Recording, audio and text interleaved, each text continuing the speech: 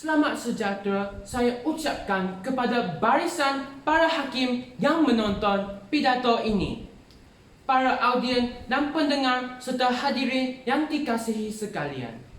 Pada hari yang indah ini, saya akan menyampaikan sebuah pidato yang bertajuk MPOB Menerajui Inovasi Merentas Cabaran Industri Demi Masa Depan Lestari.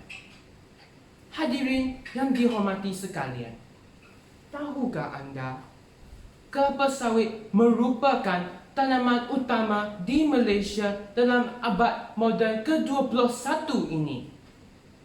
Hal ini dikatakan demikian kerana terdapat 4 juta hektar tanaman kelapa sawit di Malaysia pada tahun 2009 berbanding cuma 600,000 hektar direkodkan 35 tahun yang lalu.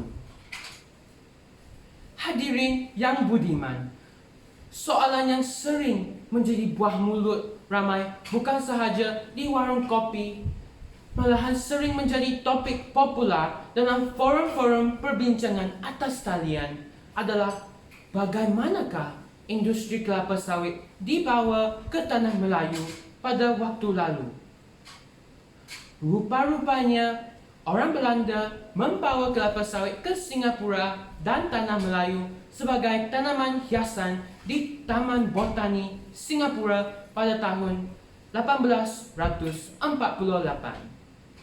Walau bagaimanapun, penanaman kelapa sawit secara komersial hanya bermulalah pada tahun 1917 di estet Tanamaran, Kuala Selangor. Hadirin sekalian, sebagai anak seorang pengusaha kelapa sawit, saya sering bertanya kepada ayah tentang kebaikan kelapa sawit. Antara kebaikan kelapa sawit adalah dapat menurunkan tahap kolesterol. Hal ini penting kerana membolehkan jantung bekerja cukup keras untuk mengepam darah yang cukup ke seluruh badan. Bak kata pepatah, sediakan payung sebelum hujan. Kita perlulah elakkan badan berkolesterol tinggi kerana boleh menyebabkan penyakit jantung. Tambahan pula, minyak sawit dapat membantu menguatkan fungsi imun. Oleh itu, hal ini menyokong peningkatan kesihatan tulang, mata, mulut, paru-paru, kulit dan hati.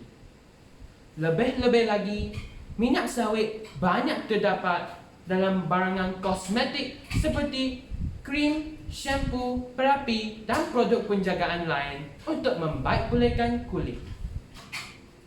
Dewasa ini, sinaran ultra ungu daripada matahari sangat kuat. Produk-produk tersebut dapat menyelesaikan masalah kulit sensitif dan kering. Justru kebaikan minyak sawit perlu dipromosikan dalam kalangan pengguna. Seterusnya, MPOB haruslah saling berganding bahu dengan pelbagai pihak untuk mempromosikan penggunaan kelapa sawit bukan sahaja dalam negara maupun ke peringkat antarabangsa. Contohnya, Kementerian Perusahaan, Perdagangan dan Komoditi giat menjalankan aktiviti promosi dan peluaran pasaran di dalam dan di luar negara melalui penyertaan dalam pameran Expo Perdagangan dan misi teknikal bagi meningkatkan tahap kesedaran tentang kebaikan produk minyak sawit di Malaysia. Hal ini berpatutan dengan peribahasa, kalau tidak dipecahkan ruyung, manakan dapat sagunya. Tuntasnya, MPOB haruslah bekerjasama memastikan pasaran import dan ekspor negara berada dalam keadaan stabil dan kukuh. Di samping itu, MPOB haruslah berusaha meningkatkan imej negara dengan kelapa sawit. Hal ini dikatakan demikian kerana negara-negara di Eropah telah membantah dan tidak menyokong penggunaan kelapa minyak sawit. Di negara EU, iaitu European Union, kerana minyak sawit mendatangkan kesan buruk kepada alam sekitar.